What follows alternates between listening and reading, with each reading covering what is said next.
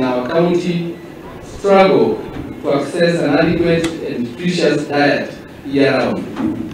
Furthermore, socioeconomic factors such as poverty and inadequate access to markets for our products hinder the development of sustainable food systems in our county.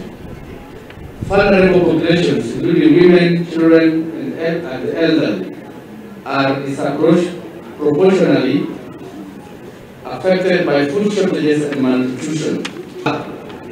Leo tunazindua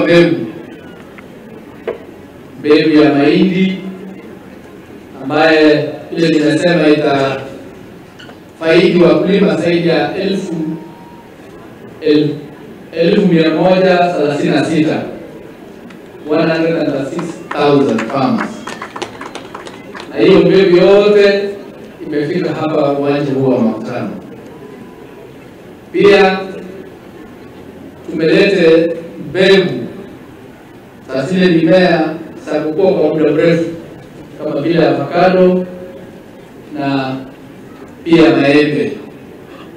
Na pia tutaendelea na hiyo program ya zile mbegu za zile mimea za kuendelea za kupandwa mwaka mzima, tunasema perennial crops. Na serikali yetu kuu imeweka mwongozo mzuri. Hata mnajua mambo ya mbolea, watu wanafanya registration, wanapata messages na mnachukua mbolea. Na najua mbolea zitakuja za kutosha. Tuko na wakilishi wa National Cereals and Produce Board, tuko na watu wa Kenya Seed ambao wametuletea mbegu. Tunaamini wakati huu kama kaunti yetu ya West Pokot tutafukuza njaa.